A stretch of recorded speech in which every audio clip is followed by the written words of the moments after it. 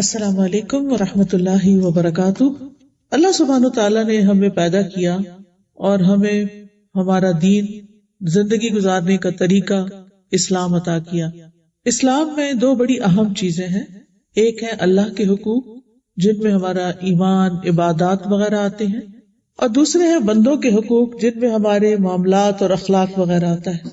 الحمدللہ جب ہم اپنے آپ کو مسلمان کہتے ہیں تو ہم اللہ پر ایمان رکھتے ہیں، رسولوں پر ایمان رکھتے ہیں، کتابوں پر ایمان رکھتے ہیں، فرشتوں پر ایمان رکھتے ہیں، آخرت پر ایمان رکھتے ہیں، ان سب چیزوں کو ہم مانتے ہیں۔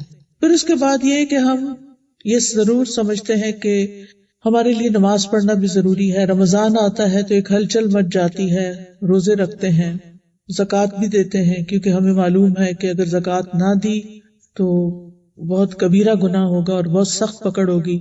پھر ہم اپنی استطاعت کے مطابق حج وغیرہ بھی کر لیتے ہیں، لیکن جب بندوں کے ساتھ ڈیلنگ کا معاملہ آتا ہے تو ہم اکثر فیل ہو جاتے ہیں، اور شیطان ہمارے لیے انسانوں کے ساتھ معاملہ کرنے کو بہت مشکل بنا دیتا ہے۔ وہ معاملہ چاہے ہمارے قریبی لوگوں کے ساتھ ہو یا دور کے لوگوں کے ساتھ، ہم ان کے ساتھ ڈیل کرتے ہوئے بہت جلد پیشنس لوز کر جاتے ہیں، اور اعلیٰ ترین اخلاق جو کہ پسندیدہ ہے، جس کی تکمیل کے لیے، جس کو پورا کرنے کے لیے رسول اللہ صلی اللہ علیہ وسلم کو بھیجا گیا، آپ نے فرمایا کہ انما بعثت لاتمم مکارم الاخلاق، مجھے اس لیے بھیجا گیا ہے کہ میں مکارم الاخلاق یعنی اخلاق کی اعلیٰ اقدار کی تکمیل کروں۔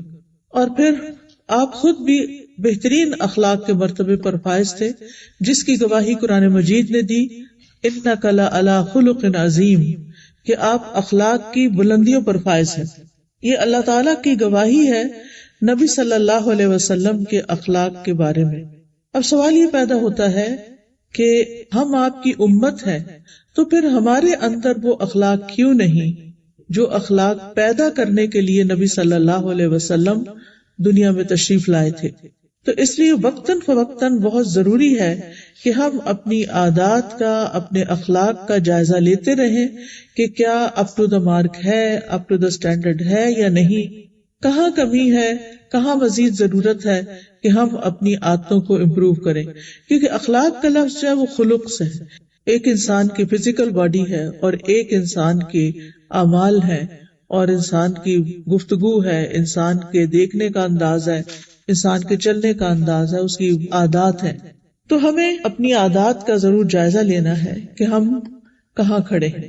تو سب سے پہلی بات یہ کہ اللہ سبحانہ تعالیٰ کو یہ بات بہت پسند ہے، وہ لوگ اللہ کے محبوب بندے ہوتے ہیں کہ جن کے اخلاق اچھے ہوتے ہیں۔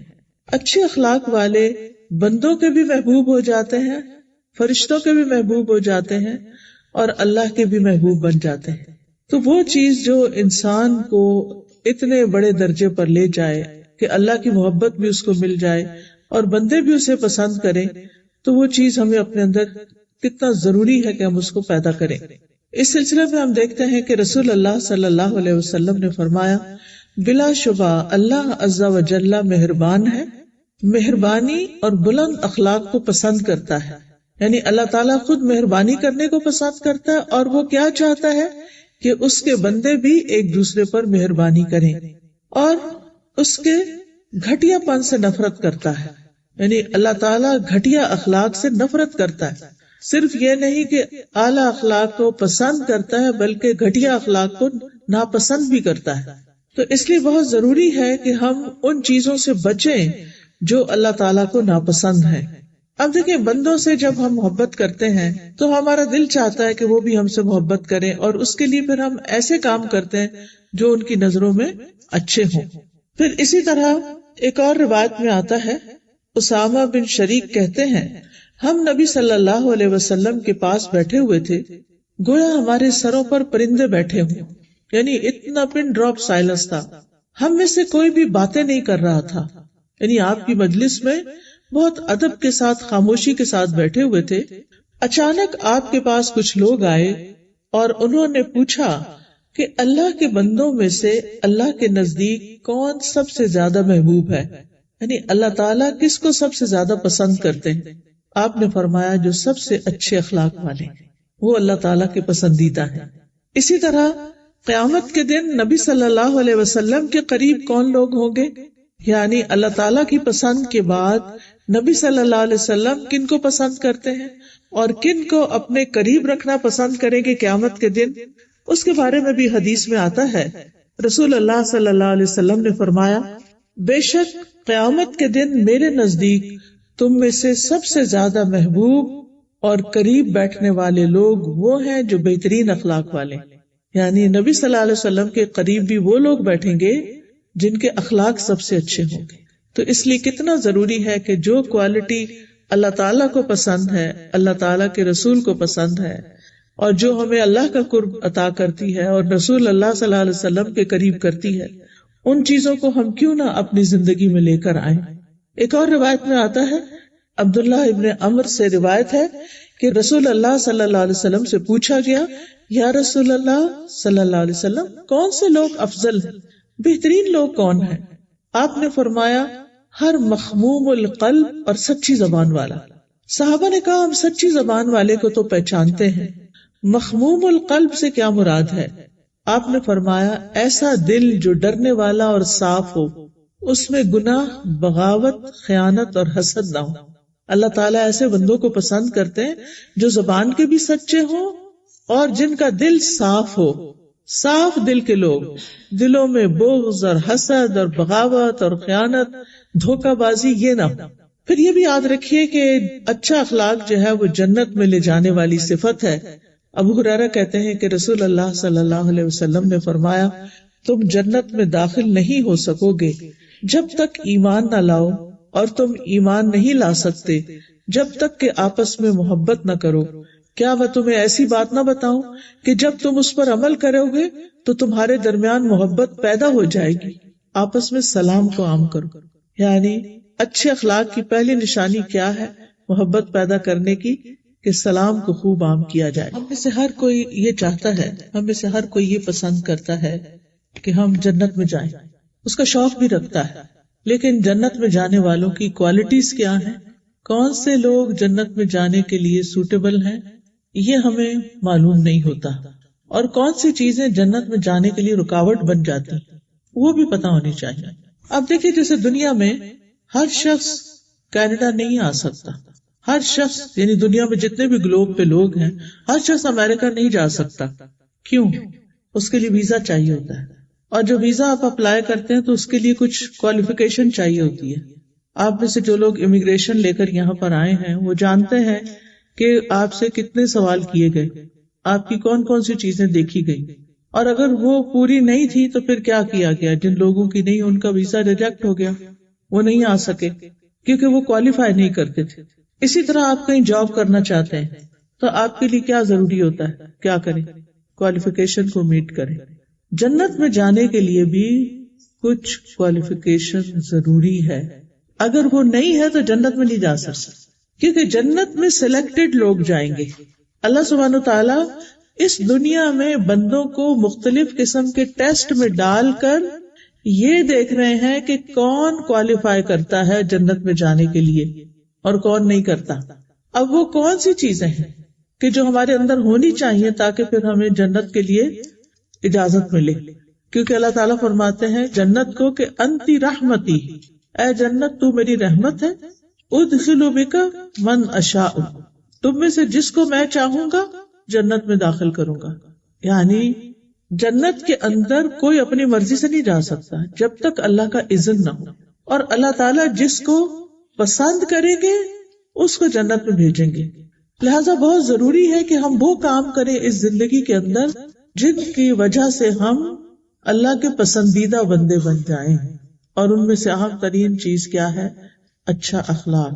نبی صلی اللہ علیہ وسلم نے فرمایا 3 قسم کے لوگ جنتی ہیں، ان میں سے ایک رحم اور شفقت کرنے والا، جو دوسروں پر مہربان ہو، رحیم ہو۔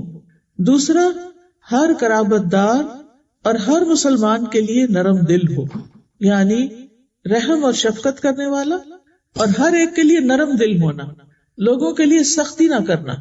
پھر اسی طرح مومن کے لیے ایک مضبوط دیوار کی طرح ہے، ان کا آپس کا تعلق رحماء بینہم ہے کہ وہ ایک دوسرے کے لیے بہت مہربان ہوتے ہیں، وہ ایک جسم کی طرح ہوتے ہیں کہ جب جسم کا ایک حصہ تکلیف میں ہوتا ہے تو باقی بھی جسم اس کا ساتھ دیتا ہے.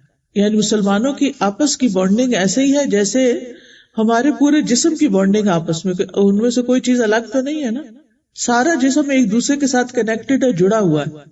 تو اس سے پتہ چلتا ہے کہ مومن جو ہوتے ہیں وہ بھی ایک باڈی کی طرح ہوتے ہیں، آپس میں جڑے ہوئے ہوتے ہیں. اگر کسی ایک کو تکلیف پہنچتی ہے تو دوسرے بھی تکلیف محسوس کرتے ہیں. تو اس لیے بہت ضروری ہے کہ ہم اچھے اخلاق کو اپنی زندگی میں لائیں. ابو ہریرہ سے روایت ہے کہ رسول اللہ صلی اللہ علیہ وسلم نے فرمایا، تم لوگ ایک دوسرے سے حسد نہ کرو، جیلس نہ ہو. جیلس ہونے کا کیا مطلب ہے کہ جب کسی کو کوئی نعمت ملے، کوئی چیز ملے تو انسان کیا کہے، انسان خوش ہونے کے بجائے تکلیف محسوس کرے. اب یہ نیکسٹ ٹائم آپ نے اپنے اوپر چیک رکھنا ہے کہ آپ کی کسی بہن کو کچھ مل گیا، بھائی کو کچھ مل گیا، کوئی نعمت اللہ نے دنیا کی دی، آپ خوش ہوئے یا نہیں ہوئے. اگر آپ اس پر خوش ہیں کہ الحمدللہ دوسرے کو اچھی چیز مل گئی ہے، مجھے بہت اچھا لگ رہا ہے، اور یہ صرف زبانی کلامی نہیں، آپ نے اپنے دل کا جائزہ لینا ہے کہ آپ کیا محسوس کر رہے ہیں، کسی کی نعمت پر آپ کیا محسوس کرتے ہیں. کسی نے اچھی گاڑی لے لی، کسی نے اچھا گھر بنا لیا، آپ کو کیسا لگا؟ جبکہ آپ کے پاس ویسی گاڑی نہیں یا آپ کے پاس ویسا گھر نہیں، تو آپ کے دل میں افسوس اور غم آیا یا خوشی آئی؟ اگر آپ کے دل میں تکلیف ہو رہی ہے کہ اس کو کیوں مل گیا ہے، اور پھر مزید تمنا یہ کہ چلا جائے اس سے، کسی طرح کسی مصیبت میں پھنس جائیے، تو یاد رکھیے یہ جنت میں جانے والوں کی خوبی نہیں ہوتی. تو آپ نے فرمایا کہ ایک دوسرے سے حسد نہ کرو، نہ ہی ایک دوسرے کے خلاف ریٹ بڑھاؤ. جیسے وہ آکشن ہوتی ہے نا کہ ایک کہتا ہے میں اتنے کا لوں گا، دوسرا کہتا ہے میں اتنے کا لوں گا، اور وہ اس کا سودا توڑا دیتا ہے. فرمایا نہ ہی ایک دوسرے سے بغض رکھو، نفرتیں دل میں پال کے نہ رکھو، نہ ہی ایک دوسرے سے منہ موڑو. اور تم میں سے کوئی کسی کی بیع پر بیع نہ کرے. نہیں، کسی نے کوئی سودا کر لیا ہے، مثلا کوئی کسی شاپ میں کھڑا ہے اور اس نے کوئی چیز خریدی ہے، تو ادھر سے آپ پہنچ گئے، آپ کہتے کتنے کی لی ہے؟ اتنے کی. اچھا چلو میں اتنے دیتا ہوں، مجھے دے دو. یہ نہیں ہونا چاہیے. اسی طرح اگر کسی نے کہیں رشتے کی بات ڈالی اور آپ کو پتا ہے کہ رشتے کی بات چل رہی ہے، تو بیچ میں انٹرفیئر کر کے اپنا رشتہ نہ ڈال دیں، پہلے وہاں ہاں یا نہ ہونے دیں. فرمایا اور اے اللہ کے بندو، بھائی بھائی بن جاؤ. مسلمان مسلمان کا بھائی ہے، وہ نہ اس پر ظلم کرتا ہے اور نہ اسے ذلیل کرتا ہے، اور نہ اس سے جھوٹ بولتا ہے، اور نہ ہی اسے حقیر سمجھتا ہے. کیا کیا نہیں کرنا؟ کسی پر کیا نہیں کرنا؟ ظلم نہیں کرنا. شاباش. کسی کو ذلیل نہیں کرنا. Very good. کسی سے جھوٹ نہیں بولنا، کسی کو حقیر نہیں سمجھنا. یہ باتیں یاد رہنی چاہیے، ٹھیک ہے؟ اسی لیے میں دوبارہ دہرا رہی ہوں کہ آپ کو یاد ہو جائے. کسی کے ساتھ ظلم و زیادتی نہیں کرنی، کسی کو ذلیل نہیں کرنا، بے عزت نہیں کرنا، کسی سے جھوٹ نہیں بولنا، کسی کو حقیر نہیں سمجھنا. آپ صلی اللہ علیہ وسلم نے اپنے سینے پر اشارہ کرتے ہوئے فرمایا 3 مرتبہ، تقوی یہاں ہے، تقوی یہاں ہے، تقوی یہاں ہے. کسی آدمی کے برا ہونے کے لیے یہی کافی ہے کہ وہ اپنے مسلمان بھائی کو حقیر سمجھے.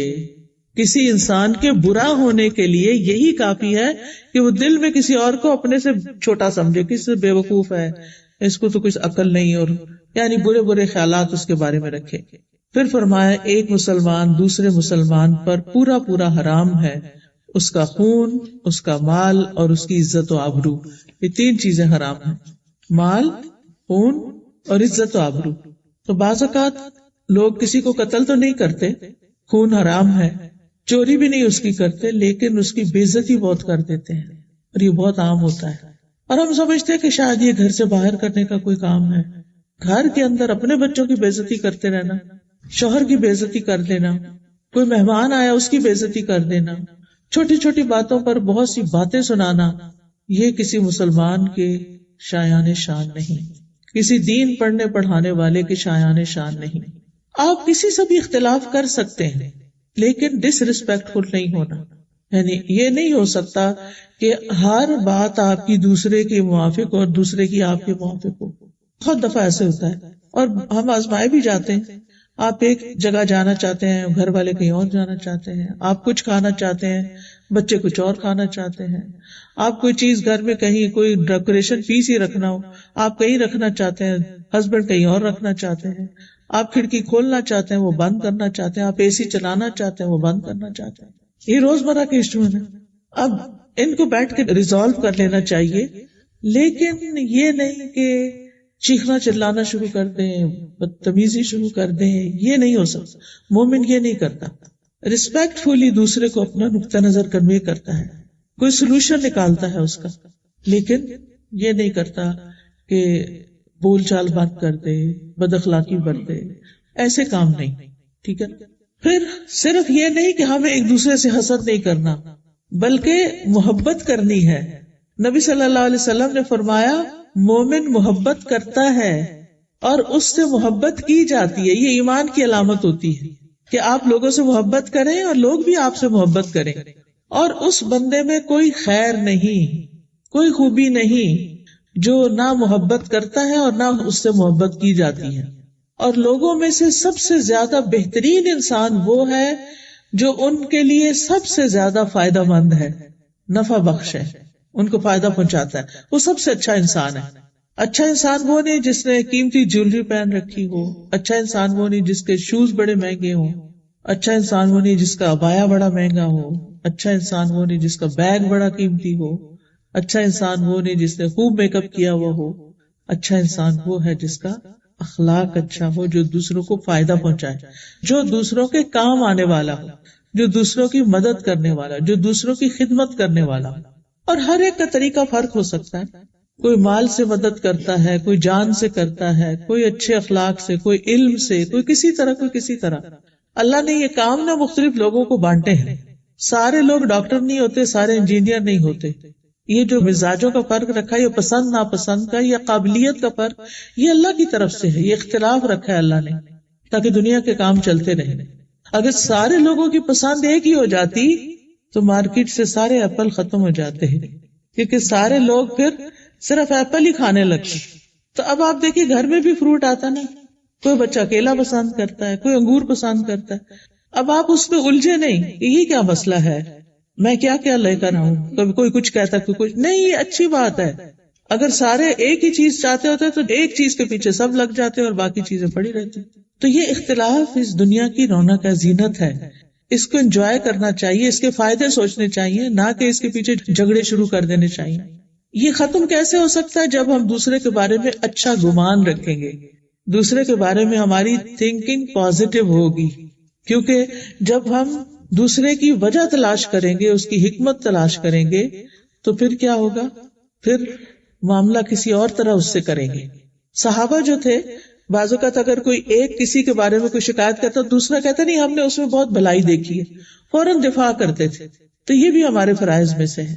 تو یہ اچھے اخلاق کی کچھ علامتیں میں نے آپ کے سامنے رکھی. جہاں اچھے اخلاق کی کچھ علامات میں نے آپ کو بتائی، وہاں برے اخلاق کی کچھ نشانیاں بتا دیتی ہوں کہ وہ ہمیں اپنے اندر سے نکالنی ہوگی. اللہ کے جو بدترین بندے ہوتے ہیں ان کے اندر کیا صفات ہوتی ہیں؟ عبد الرحمن بن غنم نبی صلی اللہ علیہ وسلم سے روایت کرتے ہیں کہ اللہ کے بہترین بندے وہ لوگ ہوتے ہیں جب انہیں دیکھا جائے تو اللہ یاد آ جائے، اور اللہ کے بدترین بندے وہ ہوتے ہیں جو چغل خوری کرتے ہیں. چغل خوری کیا ہوتے ہیں؟ ادھر کی بات ادھر لگا دی. کہیں آپ گئے ہیں اور آپ نے کسی کو دیکھا کچھ کرتے ہوئے تو جا کے اس کے فرینڈ کو بتا دیا، تو پتا فلاں تمہارے بارے میں کیا کر رہا تھا، یہ فلاں جگہ کیا کر رہا تھا، جس سے اس کا دل برا ہوا اور ان کے درمیان اختلاف ہو گیا. ایک ہوتی ہے بیک بائٹنگ، صرف برائی کرنا، اور ایک ہوتی ہے اس نیت سے برائی کرنا کہ آپس میں ایک دوسرے سے کیا کرے، کٹ آف ہو جائے. فرمایا اللہ کے بدترین بندے وہ ہوتے ہیں جو چغل خوری کرتے ہیں، محبت کرنے والوں کے درمیان تفریق پیدا کر دیتے ہیں. یعنی جو لوگ آپس میں محبت کرتے ہیں ان کے درمیان جدائی ڈال دیتے ہیں، ان کو لڑا دیتے ہیں. یعنی بیسیکلی دوسروں کو لڑانے والے. چاہے تو یہ کوئی لڑکی اپنے ہسبینڈ اور اس کی مدر کے بیچ میں لڑائی ڈالے، یا کوئی مدر اپنے بیٹے اور بہو کے بیچ میں لڑائی ڈالے، یا کوئی بھی انسان دو لوگوں کے بیچ میں پھوٹ ڈلوائے، لڑائی کروائے اور ایک دوسرے سے نفرت کروائے، تو یہ سب اس میں شامل ہو جاتے ہیں. یہ لوگ بدترین لوگ ہیں. رسول اللہ صلی اللہ علیہ وسلم نے فرمایا مومن بھولا بھالا ہوتا ہے، انوسینٹ ہوتا ہے، اور فراخ دل، کھلے دل والا ہوتا ہے. اور فاجر یعنی نافرمان جو ہے چلاک اور دل میں بغض رکھنے والا ہوتا ہے. یعنی اوپر سے بڑی بڑی باتیں کرتا مگر اندر سے بڑی نفرت رکھتا ہے. حارثہ بن وہب کہتے ہیں میں نے رسول اللہ صلی اللہ علیہ وسلم کو فرماتے ہوئے سنا کیا میں تمہیں اہل جنت کے متعلق نہ بتاؤں؟ ہر وہ آدمی جو کمزور ہو اسے دبا دیا جاتا ہو، لیکن اگر وہ اللہ کے نام کی قسم کھا لے تو اللہ اس کی قسم کو پورا کر دے. پھر فرمایا کیا تمہیں میں اہل جہنم کے بارے میں بتاؤں؟ ہر وہ بد اخلاق آدمی جو کینہ پرور اور متکبر ہو، یعنی دلوں میں کینہ رکھتا ہے، نفرت پالے رکھتا ہے اور دوسروں کے مقابلے میں اپنے آپ کو بڑی چیز سمجھتا ہے. تو یہ صفت ہے کس کی؟ جہنم میں جانے والے کی. اس کی وجہ کیا ہے کہ بد اخلاق آدمی جہنم میں کیوں جائے گا؟ کیونکہ اگر اس کو جنت میں لے جائیں تو پھر کیا کرے گا؟ جنت کا حال کیا کرے گا؟ وہاں بھی وہ تان و تشنیب، چوٹیں لگانا اور برے برے القاب دینا، برے برے نام رکھنا اور ہر ایک پہ تنقید کرنا اور ہر ایک کی برائیاں ڈھونڈ لینا، کچھ نہ کچھ بس. تو وہ تو جنت کا ماحول خراب کر دے گا. اس لیے جنت میں جانے سے پہلے اپنے اخلاق کو اچھا کرنا بہت ضروری ہے. یہ بہت بیسک کوالیفیکیشن ہے جنت میں جانے کے لیے. رسول اللہ صلی اللہ علیہ وسلم نے فرمایا بدگمانی سے دور رہو، کیونکہ بدگمانی سب سے زیادہ جھوٹی بات ہے. یعنی دوسروں کے بارے میں نیگیٹو تھنکنگ چھوڑ دو. دوسروں کے ظاہری عیب نہ تلاش کرو اور نہ ہی باطنی چھپے ہوئے عیب ڈھونڈو. یعنی کسی کی بہت obvious خراب عادت ہے تو یہ نہیں کہ اس کو پکڑ کے پھر اوروں سے ڈسکس کرنا شروع کر دو، اور نہ ہی ان کی چھپی ہوئی چیزیں ڈھونڈو. پھر فرمایا مال و دولت میں ایک دوسرے کے ساتھ مقابلہ نہ کرو، جو کہ عام طور پر عادت ہے. اندر ہی اندر ہم کیلکولیشن کرتے رہتے ہیں، میرے پاس یہ ہے، اس کے پاس یہ نہیں، فلاں فلاں. ایک دوسرے سے حسد نہ کرو، آپس میں بغض نہ رکھو. ایک دوسرے سے منہ نہ موڑو، روگردانی نہ کرو کہ کوئی سامنے آیا تو اس کو دیکھ کے پھر منہ ادھر کر لیا، نہ مسکراہٹ، نہ سلام، نہ کوئی ویلکم، کچھ بھی نہیں. یہ نہیں ہونا چاہیے. اور اللہ کے ایسے بندے بن کر رہو جو آپس میں بھائی بھائی ہیں، یعنی بھائیوں کی طرح ایک دوسرے کے ساتھ مومنوں کا رشتہ ہونا چاہیے. نبی صلی اللہ علیہ وسلم نے فرمایا پیر اور جمعرات کے دن، منڈے اینڈ تھرسڈے کے دن جنت کے دروازوں کو کھول دیا جاتا ہے اور ہر اس بندے کی مغفرت کر دی جاتی ہے جو اللہ کے ساتھ کسی کو شریک نہ ٹھہرائے، سوائے اس آدمی کے جو اپنے بھائی کے ساتھ کینہ رکھتا ہے. اور کہا جاتا ہے کہ ان دونوں کی طرف دیکھتے رہو یہاں تک کہ یہ صلح کر لیں، اور ان دونوں کی طرف دیکھتے رہو یہاں تک کہ یہ صلح کر لیں، اور ان دونوں کی طرف دیکھتے رہو یہاں تک کہ صلح کر لیں. یعنی بار بار چیک کرو کہ آپس میں ٹھیک ہوئے ہیں یا نہیں. ٹھیک ہے، بعض اوقات ایک دوسرے کے کسی حرکت پہ شدید غصہ آ جاتا ہے اور وقتی طور پر ہم اس سے بولنا بند کر دیتے ہیں، لیکن یہ فار لائف ٹائم نہیں ہونا چاہیے. اس کو جلد از جلد ریزالو ہو جانا چاہیے، دوسرے کو معاف کر دینا چاہیے. پھر اسی طرح آپس کے تعلقات کو ختم نہیں کر دینا چاہیے چھوٹی چھوٹی باتوں پہ ناراض ہو کے. نبی صلی اللہ علیہ وسلم نے فرمایا تم ایک دوسرے سے قطع تعلق نہ کرو اور نہ ہی ایک دوسرے سے منہ موڑو، نہ کسی کے عیب تلاش کرو، نہ کوئی کسی کے سودے پہ سودا کرے، اور اللہ کے بندو بھائی بھائی بن جاؤ. دوسروں کے عیب ڈھونڈنا، دوسروں کی غلطیاں تلاش کرنا اور ان کے پیچھے پڑ جانا، آپ نے فرمایا اے ان لوگوں کی جماعت جو صرف زبان سے ایمان لائے ہو، یعنی زبانی مسلمان کہتے ہو اپنے آپ کو، حالانکہ ان کے دلوں میں ایمان داخل نہیں ہوا. مسلمانوں کی غیبت نہ کرو اور ان کے عیبوں کے پیچھے نہ پڑو، اس لیے کہ جو ان کے عیبوں کے پیچھے پڑے گا اللہ اس کے عیب کے پیچھے پڑے گا، اور اللہ جس کے عیب کے پیچھے پڑے گا اسے اسی کے گھر میں ذلیل و رسوا کر دے گا، پھر اس کی ذلت ہو کر رہے گی. کتنی بڑی بات ہے کہ آپ دوسروں کا نام بدنام کریں گے تو آپ کی اپنی بدنامی شروع ہو جائے گی. پھر اسی طرح نبی صلی اللہ علیہ وسلم نے حضرت معاذ بن جبل اور ابو موسیٰ اشعری کو یمن بھیجا تو آپ نے فرمایا لوگوں کے لیے آسانی پیدا کرنا، انہیں سختیوں میں مبتلا نہ کرنا، ان کو خوش رکھنا، نفرت نہ دلانا، تم دونوں آپس میں اتفاق رکھنا، اختلاف پیدا نہ کرنا. یہ دونوں صحابی تھے، ایک علاقے میں بھیجے گئے وہاں کی گورننس کے لیے، لیکن ان کو نبی صلی اللہ علیہ وسلم نے جو تعلیم دی، جو تلقین کی، وہ کیا تھی کہ لوگوں کے لیے آسانی پیدا کرنا، ان کو مشقت میں نہیں ڈالا، تکلیف میں نہیں ڈالنا. بعض لیڈرز ایسے ہوتے ہیں کہ جو سمجھتے ہیں کہ ہم بہت ڈسپلنڈ ہیں، لیکن ڈسپلن کے نام پر لوگوں کی زندگی حرام کر دیتے ہیں، تو اس سے بھی بچنے کی ضرورت ہے.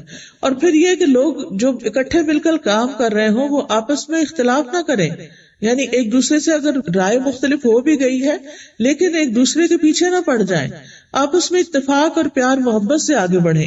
پھر اسی طرح دوسرے کے ساتھ دشمنی نہ رکھیں، دوسرے کی عزت پامال نہ کریں، پھر اسی طرح کسی کی برائی کو یاد نہ رکھیں، کسی کی برائی یاد نہ رکھیں، اس کے برعکس کیا یاد رکھیں؟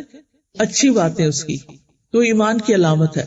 احنف بن قیس کہتے ہیں میں نے کبھی اس شخص کو کسی کی برائی سے یاد نہیں کیا جو میرے پاس سے اٹھ کے گیا ہو۔ سبحان اللہ۔ یعنی ہمارے یہاں تو یہ ہوتا ہے نا کہ اگر کوئی مہمان آیا ہے اور جب وہ گھر سے نکلا ہے تو شروع ہو جاتے ہیں کہ دیکھو اس نے فلاں چیز خراب کر دی، اس کو بیٹھنا نہیں آیا، اس کو کھانا نہیں آیا، اس کو فلاں کر دیا، فلاں کر، میں بہت تھک گیا۔ یہ ساری باتیں نہیں کرنی چاہیے، بلکہ اس وقت اللہ کا شکر ادا کرنا چاہیے کہ آپ اس قابل ہوئے کہ آپ نے ان کو بلایا اور آپ نے ان کی خدمت کی۔ یہ بھی اللہ کی توفیق سے ہی ہوتا ہے۔ پھر اپنے دل کو مسلمانوں کے لیے صاف رکھنا چاہیے۔ زید بن اسلم کہتے ہیں کہ وہ ابو دجانہ کے پاس گئے جبکہ وہ بیمار تھے اور ان کا چہرہ خوشی سے چمک رہا تھا۔ ان سے کہا گیا کیا بات ہے کہ جس کی وجہ سے آپ کا چہرہ چمکتا ہے؟ تو انہوں نے کہا کوئی عمل ایسا نہیں جو میرے نزدیک ان دو چیزوں سے بڑھ کر قابل بھروسہ ہو۔ ایک یہ کہ میں ایسی چیز کے بارے میں گفتگو نہیں کرتا جس سے میرا تعلق نہ ہو، چاہے کوئی انسان ہو چاہے کوئی چیز ہو، یعنی ان چیزوں کے بارے میں بات نہیں کرتا جن سے میرا کوئی تعلق نہیں۔ دوسرا یہ کہ میرا دل مسلمانوں کے لیے پاک صاف سلامتی والا ہے، یعنی میں ان کے بارے میں برا نہیں سوچتا۔ یہ چیزیں ان کے چہرے پر بھی آ گئی اور ان کے چہرے کی چمک کا ذریعہ بن گئی۔ ابو حاتم کہتے ہیں کینہ شر کی بنیاد ہے، جو اپنے دل میں شر کو چھپائے ہوتا ہے اور وہ اس کے لیے ایسی ایسی نباتات اگاتا ہے، بوٹیاں اگاتا ہے جن کا ذائقہ انتہائی تلخ اور کڑوا ہوتا ہے۔ یعنی جو شخص اپنے دل میں شر اور عداوت اور بغض اور کینہ چھپا کر رکھتا ہے، اس سے ایسے پودے پھوٹتے ہیں کہ جن کا ذائقہ بڑا کڑوا ہوتا ہے، کیونکہ انسان پھر جگہ جگہ اپنا ریئیکشن، اپنا ایٹیٹیوڈ شو کرنا شروع کر دیتا ہے۔ قیامت کے دن مال اور بیٹے کام نہیں آئیں گے۔ کسی کو آیت پتہ یہ کہاں ہے؟ یوم لا ینفع مال ولا بنون، نہ مال کام آئے گا نہ بیٹے کام آئیں گے۔ اس دنیا میں ہمیں زیادہ ہرس کس چیز کی ہوتی ہے؟ مال زیادہ ہو، بیٹے ہوں۔ اگر کسی کی صرف بیٹیاں ہوں تو وہ راضی نہیں ہوتا جب تک بیٹا نہ ہو جائے، ٹھیک ہے نا؟ تو یوم لا ینفع مال ولا بنون الا من اتى اللہ بقلب سلیم، مگر جو اللہ کے پاس قلب سلیم لے کر آیا، سلامت دل لے کر آیا، وہ کامیاب ہوگا، اس کو فائدہ ہوگا۔ اب ہم ورک کرتے رہتے ہیں مال زیادہ کمانے پر، اولاد کی تربیت پر، لیکن ہم بھول جاتے ہیں اپنے آپ کو کہ ہمارے دل کا حال کیا ہے اور اس کی اصلاح کیسے ہو اور دل کو اچھا کیسے رکھا جائے۔ اب دیکھیں کہ جب دل اچھا ہوگا تو صرف دنیا میں فائدہ نہیں، آخرت میں بھی ہوگا، اور صرف آخرت کا فائدہ نہیں، دنیا میں بھی ہمارا دل پرسکون رہے گا۔ ایک ہمارے اندر کامنس ہوگی، ایک سکون ہوگا، ایک خوشی ہوگی، اطمینان ہوگا، کوئی انزائٹی نہیں، کوئی ڈپریشن نہیں، کوئی خوف نہیں، کچھ نہیں، سکون ہی سکون، کیونکہ وہ قلب سلیم ہے، سلامت دل ہے۔ تو اس لیے ابن عربی کہتے ہیں کہ دل اس وقت تک سلامتی والا اور پاک نہیں ہوتا جب تک وہ بہت زیادہ کینہ رکھنے والا، حسد رکھنے والا، خود پسند اور متکبر ہو۔ اگر یہ چیزیں کسی کے اندر ہیں تو وہ قلب سلیم نہیں ہے اس کے پاس۔ پھر اسی طرح دنیا کے معاملات میں کسی سے حسد نہیں کرنا چاہیے، کیونکہ یہ جہنم میں لے جانے والی چیز ہے، اس سے بچنا چاہیے۔ کہا جاتا ہے کہ جو لوگ بلند اخلاق کے مالک ہیں ان کے اخلاق میں 10 چیزیں ہوتی ہیں۔ اب اپنے آپ کو جائزہ لے لیجئے، یہ 10 میں بتاؤں گی، اپنے آپ کو دیکھیے کہ کیا میرے اندر یہ ہے۔ نمبر 1، سینے کی سلامتی اور پاکیزگی، دل کا پاک ہونا، صاف ستھرا۔ اپنے دل کا جائزہ لیں کہ کہیں کوئی چیز ایسی تو نہیں پڑی ہوئی کہ جو دل کو خراب کر رہی ہے، کوئی نفرت، کوئی بغض، کوئی حسد، کوئی رقابت، کوئی نیگیٹو تھنکنگ، کوئی بدگمانی۔ گھر میں اگر کوئی گندگی کہیں پڑی ہو تم کیا کرتے ہیں؟ فوراً صاف کرنے کا سوچتے ہیں۔ فریج میں اگر آپ نے تربوز رکھا اور اس کا واٹر سپل ہو گیا تو ایسے ہی چھوڑ دیں گے کہ جو چیز رکھے چپ چپ کرے اس کے اوپر؟ پہلی فرصت میں صاف کریں گے کہ یہ تو اور چیزوں کو بھی خراب کرے گی۔ تو اسی طرح اگر ہم دل کو اچھا نہیں کرتے تو پھر کیا ہوتا ہے؟ وہ اور کاموں کو بھی خراب کر دیتا ہے، نہ نماز کا مزہ، نہ کھانے کا، نہ کسی اور چیز کا۔ دوسری صفت، مال کی سخاوت، کھلے دل والا ہونا، دوسروں پہ خرچ کرنے والا ہونا، یہ اچھے اخلاق کی علامت ہے۔ اس کے مقابلے میں بخل ناپسندیدہ ہے۔ پھر اسی طرح آپ دیکھیں، تیسری چیز ہے زبان کی سچائی، چوتھی چیز ہے انکساری، نفس کی انکساری، نفس کی انکساری میں کیا آتا ہے کہ انسان اپنی غلطیوں کو دیکھنے والا ہو اور کیا نہ کرے، دوسروں کی غلطیوں کو معاف کرنے والا ہو. پھر آپ دیکھیے اگلی چیز ہے سختی میں صبر کرنا. سختی میں صبر کرنا. جب ہمارے اوپر کوئی تکلیف آتی ہے تو کیا ہم صبر سے کام لیتے ہیں یا نہیں لیتے، یا فوراً اپنا ری ایکشن شو کرتے ہیں، فوراً کچھ نہ کچھ بات بناتے ہیں. پھر اگلی چیز اچھے اخلاق کی علامت ہے تنہائی میں رونا، اپنی غلطیوں کو یاد کر کے، لوگوں کے سامنے نہیں. بعض اوقات ہماری زندگی میں کوئی مشکل ہوتی ہے تو ہمارے کے آگے رونے بیٹھ جاتے ہیں. نہیں، اکیلے میں بیٹھے اللہ کے آگے روئیں، اللہ کو اپنے غم کی داستان سنائیں. پھر ہے لوگوں کے لیے خیر خواہی کرنا، ہر ایک کے لیے خیر چاہنا، اچھے مشورے دینا. پھر ہے مومنوں کے لیے رحم دل ہونا، کوئی پسندیدہ ہے یا نہیں ہر ایک کے لیے اچھا سوچنا.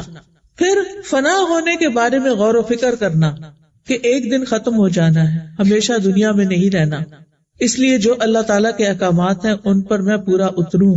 کیونکہ آپ دیکھیے کہ جب ہم اپنی آخرت کو یاد کرتے ہیں نا تو پھر کیا ہوتا ہے، ہم ہر چیز کرنے کو تیار ہو جاتے ہیں. مثلاً ہماری بہنوں کو پردہ کرنا بہت مشکل لگتا ہے، صحیح ڈریس پہننا مشکل لگتا ہے، سر ڈھانکنا مشکل لگتا ہے. اگر مسجد میں ڈھانک بھی لیں گے تو مال میں جا کے اتار دیں گے، جاب ورک پلیس پر اتار دیں گے. اللہ تو ہر جگہ دیکھتا ہے، یہ صرف مسجد میں دیکھتا ہے؟ کہاں دیکھتا ہے؟ ہر جگہ دیکھتا ہے. تو پھر ہمیں ہر جگہ اس کا لحاظ رکھنا ہے نا، اس کا انتظام کرنا ہے، کیونکہ ہم نے جانا تو اللہ ہی کے پاس ہے. آپ دیکھیے کہ اللہ سبحانہ وتعالیٰ نے انسان کو کئی مرحلوں سے گزارا ہے نا. جب دل نہ کرے نا تو سوچا کریں کہ ایک دن مجھے کفن میں لپیٹا جائے گا تو پھر بھی میرا سر اور منہ ڈھانکا جائے گا. کوئی مردہ ایسا نہیں ہوتا کہ جس کو مرنے کے بعد کفن نہ دیا جائے، کہ کہیں نہیں ہم ایسے ہی دفنا دیتے ہیں، اس کو کیا کرنا ہے، کپڑا ضائع ہوگا. نہیں، اس کو لپاٹ کے. اور اس میں آپ دیکھیے کہ یہاں اگر جب گھروں میں ڈیتھ ہو جاتی ہے، مجھ سے زیادہ آپ لوگ جانتے ہیں کہ جب عملہ آتا ہے تو وہ جو ڈیڈ باڈی ہے اس کو کیسے لے کے جاتا ہے، کیسے کور کرتے ہیں، پورا ریپ کر کے اس کے بعد اس کو باقاعدہ بند کرتے ہیں اس باکس. یعنی اس کو یہ نہیں کہ صرف ریپ کرتے ہیں، ریپ کر کے تو جس لفافے پہ ڈالتے ہیں اس کو پورا بند کر دیتے ہیں، پوری زپ بند کر دیتے ہیں. وہ دن بھی آنا ہے نا جب پوری زپ بند ہوگی. تو اس سے پہلے کیوں نہ ہم ایسا لباس پہنے کہ جو با پردہ ہو. بعض لوگ سر پہ حجاب لے لیتے ہیں، نیچے اتنی ٹائٹ پینٹ پہنتے ہیں کہ پورے ہپس نظر آ رہے ہوتے ہیں. عورت کو ایسا لباس پہننا چاہیے کہ جو ڈھیلا ڈھالا ہو، اسی لیے اوپر عبایا پہنا جاتا ہے کہ اگر اندر کے کپڑے تنگ بھی ہیں، کیونکہ بعض اوقات یہاں کھلے کپڑے ملتے بھی نہیں ہیں، تو اوپر کی چادر لینے کا حکم اسی لیے ہے یا عبایا پہننے کا اسی لیے ہے تاکہ جسم کا پتہ نہ چلے. پھر اسی طرح بازو ننگے نہیں ہونے چاہیے، گلا ننگا نہیں ہونا چاہیے، سینہ ننگا نہیں ہونا چاہیے، سکارف کم از کم اتنا ہونا چاہیے کہ سینہ ڈھک جائے. بعض لوگ اس طرح پہنتے ہیں کہ ایک طرف سے پہن لیتے ہیں، آدھا ڈھکا ہوتا ہے آدھا نہیں ڈھکا ہوتا. اس کی پتہ نہیں کیا حکمت ہے. پھر اسی طرح بعض اوقات اتنا ٹائٹ حجاب ہوتا ہے یا گلے کے آگے پیچھے باندھ لیا جاتا ہے کہ وہ سر اور گلا تو بند ہے لیکن سارا سینہ کھلا ہے، وہ چل رہے ہیں، جسم ہل بھی رہا ہے اور سب کچھ نظر آ رہا ہے.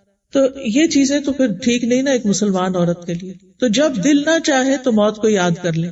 تو اچھے اخلاق کے لیے، اچھے اعمال کے لیے، اپنی آخرت کو یاد کرنے اور فنا ہونے کو یاد کرنے. فنا ہونا کیا ہے آپ کو پتا نا کہ یہ تو پہلا سٹیپ تھا نا کہ جسم کو بند کر لیا جاتا ہے، زپ لگا دی جاتی ہے. اگلا کیا ہے، قبر میں جاتے ہیں نا.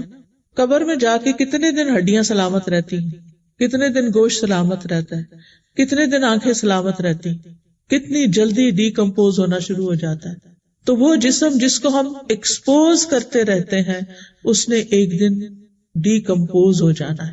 اس دن کو یاد کر لیا کریں اور اللہ کے حکم کی نافرمانی نہ کریں. نبی صلی اللہ علیہ وسلم نے فرمایا کہ میری امت کے 2 لوگ ایسے ہیں کہ جن کو میں نہیں جانتا کیونکہ وہ اس دور میں نہیں ہوتے تھے، آئندہ آئیں گے. وہ جنت میں داخل بھی نہیں ہوں گے، جنت کی خوشبو بھی نہیں پائیں گے. ان میں سے ایک وہ خواتین جو لباس پہن کے بھی ننگی رہیں، چاہے تو وہ سی تھرو ہو چاہے وہ بہت ٹائٹ ہو.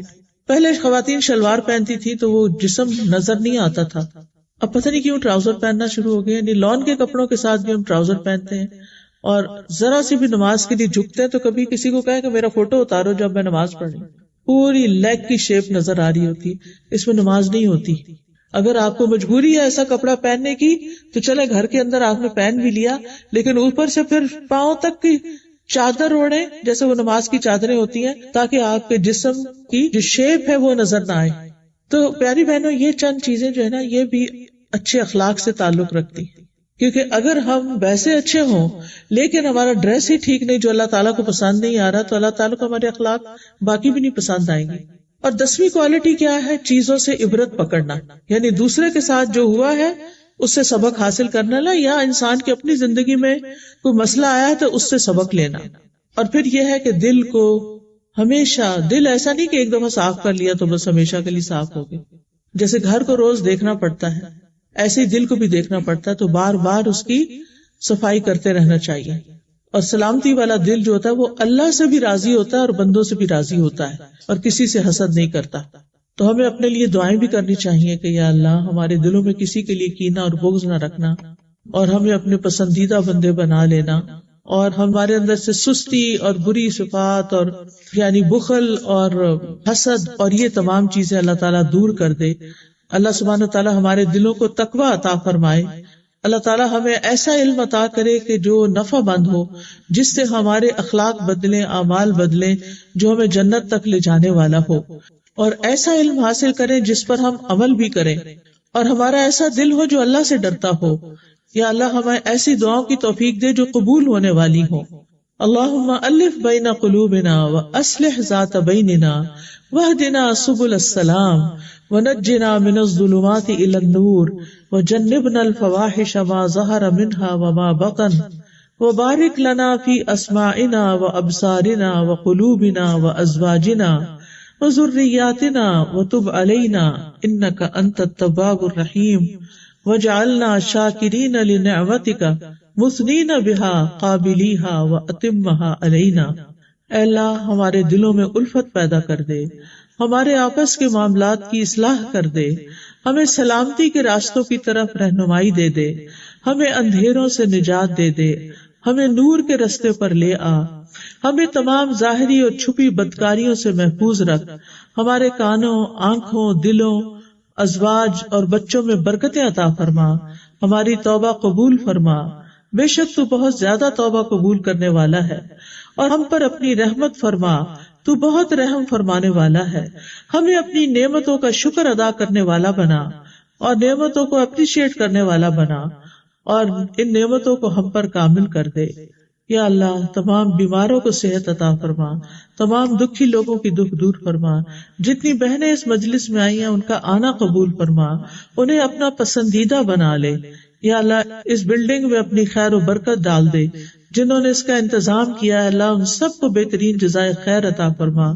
ربنا تقبل منا انک انت السمیع العلیم وتب علینا انک انت التواب الرحیم.